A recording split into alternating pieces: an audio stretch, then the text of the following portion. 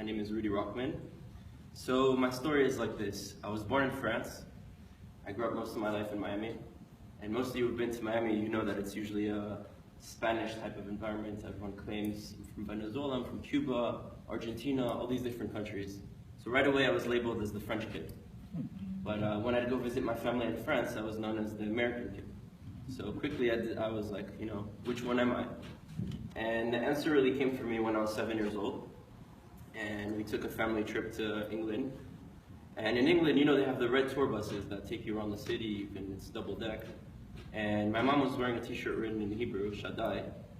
And we go on the bus, and the bus driver says, "Is that written in Jewish?" And I was like, "No, it's not written in Jewish, it's written in Hebrew. But it's the language of the Jewish people, if that's what you're asking." "Oh, so you're a Jew?" "Yes, I'm a Jew." "You have to get off my bus." So at 7 years old, I had the answer of who I was. I'm a Jew, which makes me Israeli. It's my country and my homeland. And no matter where I was born, grew up, or live in, Israel is my one and only country. So that's how I grew up. 17, graduating from high school, I say volunteer, but it's not really volunteer. I had a moral obligation. I joined the IDF. I served as a paratrooper. After graduating, I moved to Los Angeles, and then I went through Asia for a bit. Now I'm at Columbia.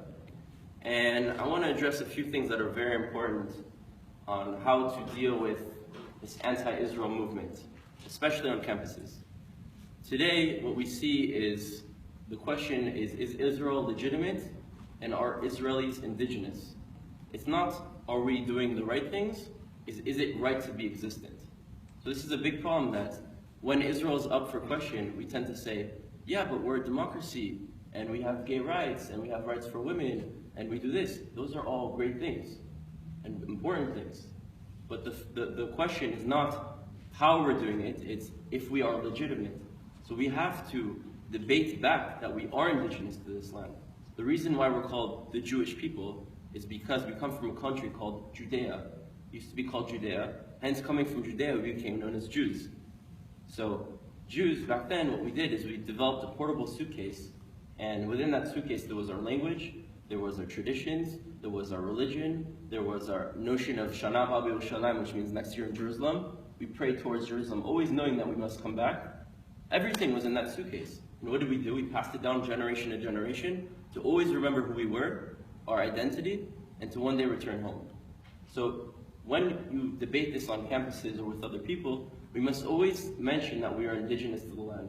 And not only that we got it, and now we're right because we're doing good things. So it's two types of things.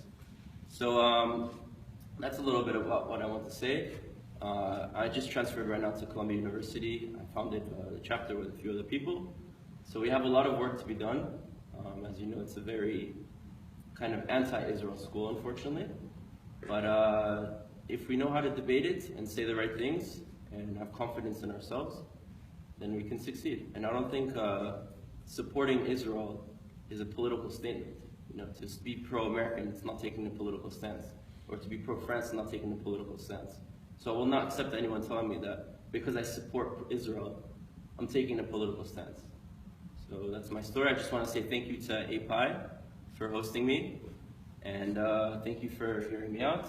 And now, take it away. Thank you.